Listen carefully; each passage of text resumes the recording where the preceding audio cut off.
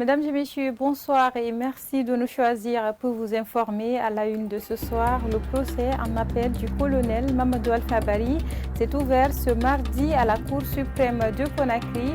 Après avoir entendu les deux parties, le juge a finalement renvoyé le délibéré pour le 23 novembre 2021. Puis le tout nouveau ministre de la Jeunesse et des Sports, Lansana Bea Diallo, a été installé de ses fonctions. Ce mardi, la cérémonie a eu lieu dans les locaux du BOCAN en présence des cadres des départements concernés et du gouvernement.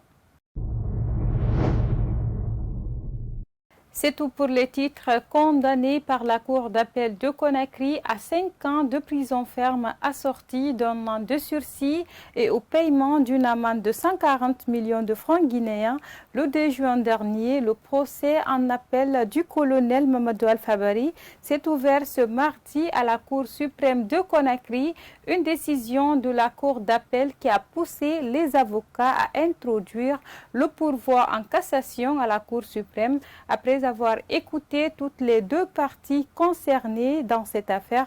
Le juge a renvoyé l'affaire pour délibérer, être rendu le 23 novembre 2021. Au sorti de la salle d'audience, les deux parties se sont exprimées sur l'évolution du dossier. On les écoute au micro d'Alpha Omar Diallo. Effectivement, ce sont les faits avérés, constants, et que le colonel Mohamed Alpha avait d'ailleurs reconnu lors de différentes interrogations, aussi bien à la gendarmerie PM3 qu'au devant l'instructeur militaire. Il a toujours reconnu ces faits. Ce qui est sûr, c'est que les numéraires appartenant à M. Ibrahim Diallo ont été soustraits par le colonel Mamadou Alpha. La suspension de l'exécution de l'arrêt va nous causer des préjudices.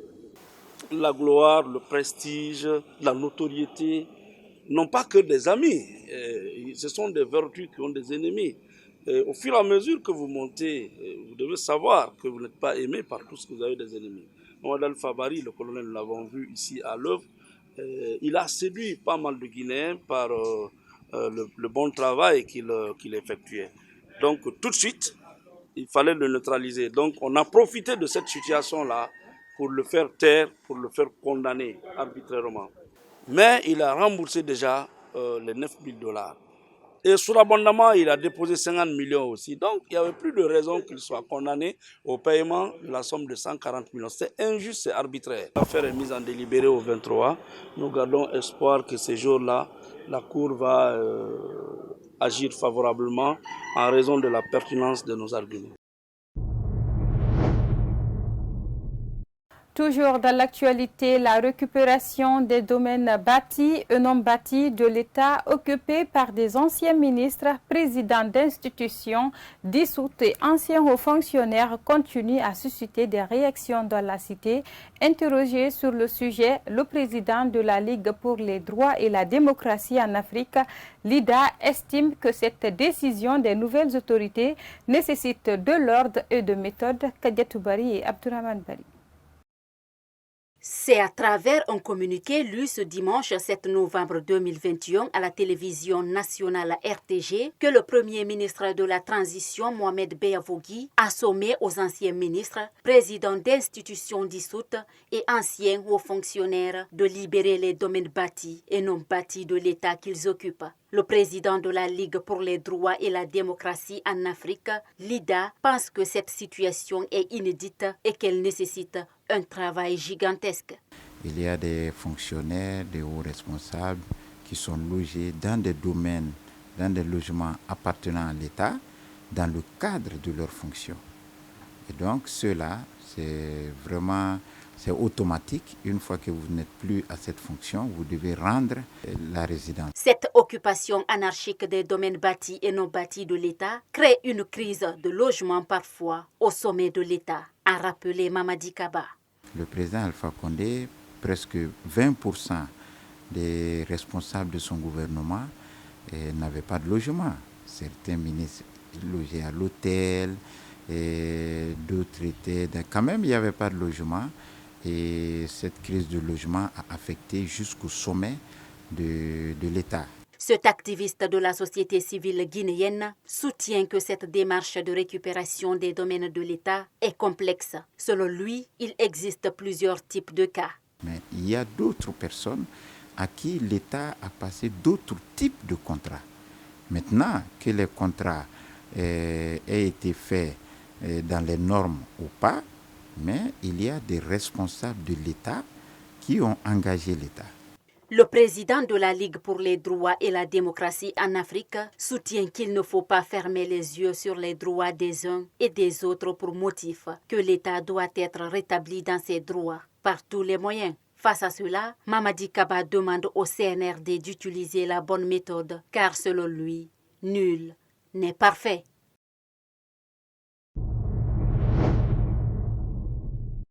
Toujours sur le même cadre, après l'annonce du gouvernement de la transition interpellant tous les anciens ministres, présidents d'institutions dissoutes et anciens hauts fonctionnaires de libérer les domaines bâtis et non bâtis de l'État qu'ils occupent, des citoyens de Conakry ont eu leur mot à dire sur cette actualité qui défraie la chronique dans la cité. Suivez-les au micro de Yayo Moubari et Abdourahmane Bari.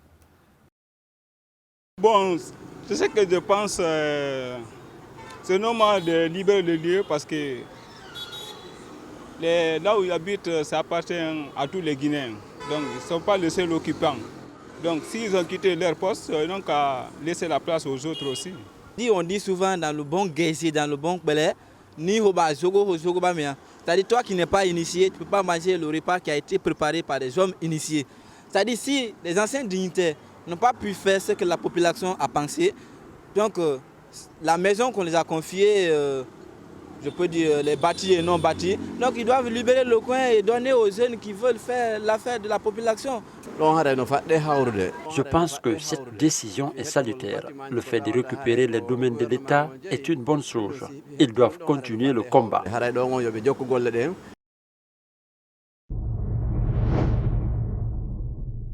Comme annoncé dans le sommaire, le nouveau ministre de la Jeunesse et des Sports, Lansana Beya Diallo, a été installé dans ses fonctions ce mardi. La cérémonie a eu lieu au siège du COCAN en présence de plusieurs cadres du gouvernement et les deux départements concernés et le ministre secrétaire général du gouvernement, Ibrahim Diallo, était de la partie.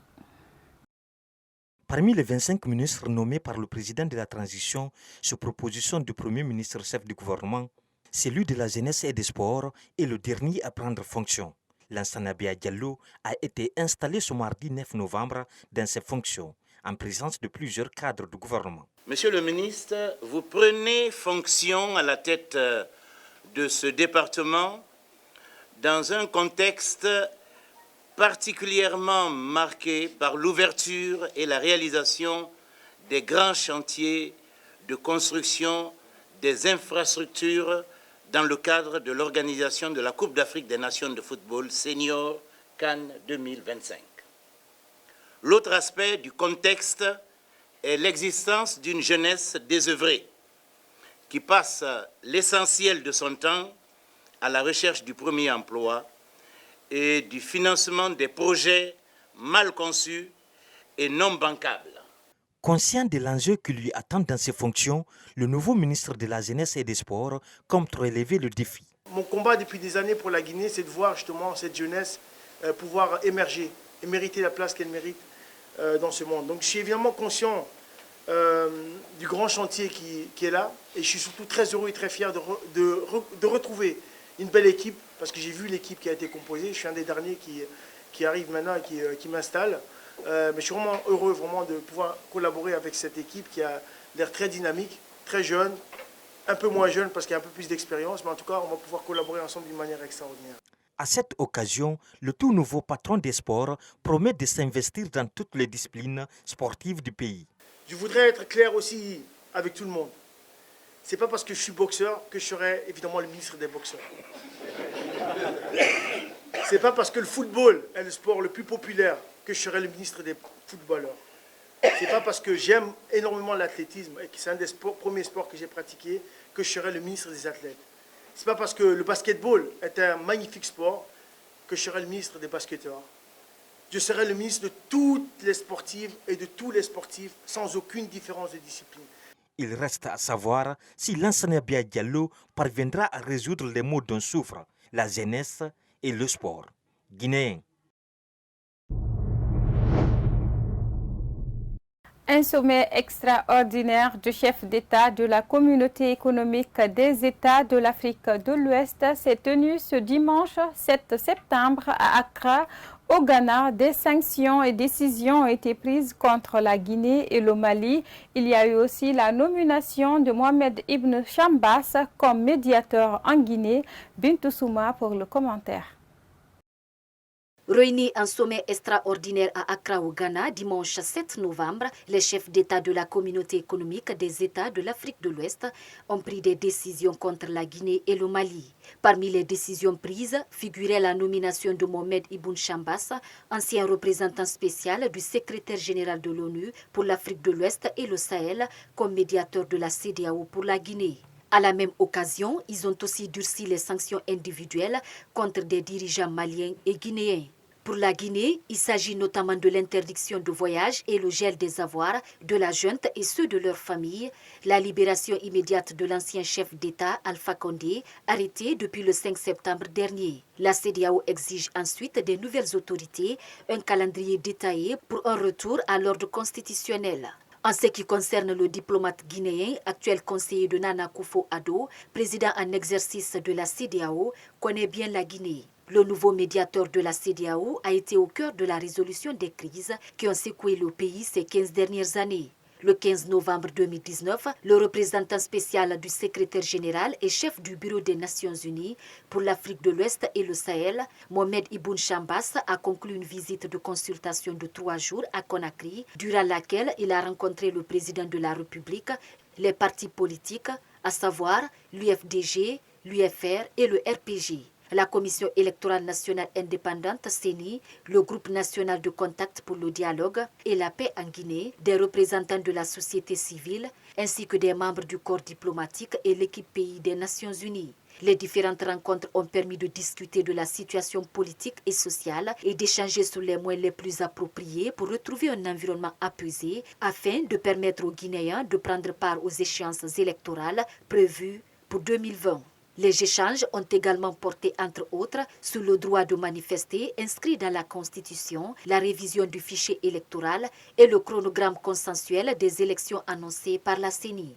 En mars 2020, Ibn Chambas avait effectué une visite de 3 jours où il a réaffirmé toute la disponibilité et l'engagement des Nations Unies à accompagner les efforts des Guinéens dans la recherche de solutions consensuelles et durables à la crise politique qui prévaut en Guinée à travers le dialogue et un engagement pour le respect des droits de l'homme. Durant cette mission, il a été reçu en audience par l'ancien président de la République de Guinée, le professeur Alpha Condé. Il a également rencontré le Front national pour la défense de la Constitution, l'opposition politique, la coalition des femmes pour la paix et le Conseil de l'ordre des avocats de Guinée. Par ailleurs, il s'est entretenu avec l'équipe pays des Nations Unies et le groupe des partenaires qui accompagnent le processus politique en présence de l'ambassadeur de la Côte d'Ivoire, doyen du corps diplomatique. Le représentant spécial a appelé tous les Guinéens à la retenue, au respect et à la protection des droits de l'homme. Il les a aussi invités à privilégier le dialogue pour la consolidation des acquis démocratiques, économiques et de l'état de droit. Les travaux de réhabilitation de la route Bellevue-Dixine ont débuté depuis quelques jours. Conséquence, un embouteillage monstre est visible au grand rond-point de la Bellevue. Présents sur les lieux, les agents de la police sont à pied d'œuvre pour régler la circulation. Suivez ce constat de Alpha Oumar Diallo, rendu en studio par Mariam Kindibari. Des usagers de Conakry font face à un casse-tête sur la route entre le rond-point de la Bellevue et Dixine. Une longue file de véhicules est visible sur cette voie. Des citoyens font face à un embouteillage énorme pour rejoindre le centre-ville de Kaloum. Une situation due aux travaux de réhabilitation entamés depuis quelques jours. Depuis 5 heures du matin, nous sommes à pied au moins pour qu'ils circulent, pour qu'on puisse les aider à vaquer leurs différents lieux de service. Face à cette situation, ce conducteur de taxi-moto pointe un doigt accusateur contre les chauffeurs qui, selon lui, sont à la base des embouteillages. La circulation à l'air là, c'est pas facile, mais la police, ils ont travaillé bien, ils sont fatigués. Mais il y a certains chauffeurs, ils ne connaissent pas comment ils vont conduire mal conduire. La police fatigue la journée, la nuit, toujours ils sont là. Mais on demande toujours la sécurité d'augmenter bien la circulation et sécuriser les chauffeurs. Il y a beaucoup de chauffeurs qui conduisent mal conduite. Pour cet autre citoyen, ces travaux de réhabilitation de la route devraient se faire pendant les week-ends. Moi, je pense que ces genres d'activités comme ça, il faut laisser les week-ends à partir de vendredi, samedi, dimanche, parce que là, les gens se déplacent un peu moins. En attendant la fin de ces travaux de réhabilitation de la route de Dixine, les juges âgés continuent de garder leur mal en patience. Mesdames et messieurs, ainsi s'achève cette édition d'information. Merci à tous de l'avoir suivi. Les infos continuent sur Star 21 TV. Au revoir.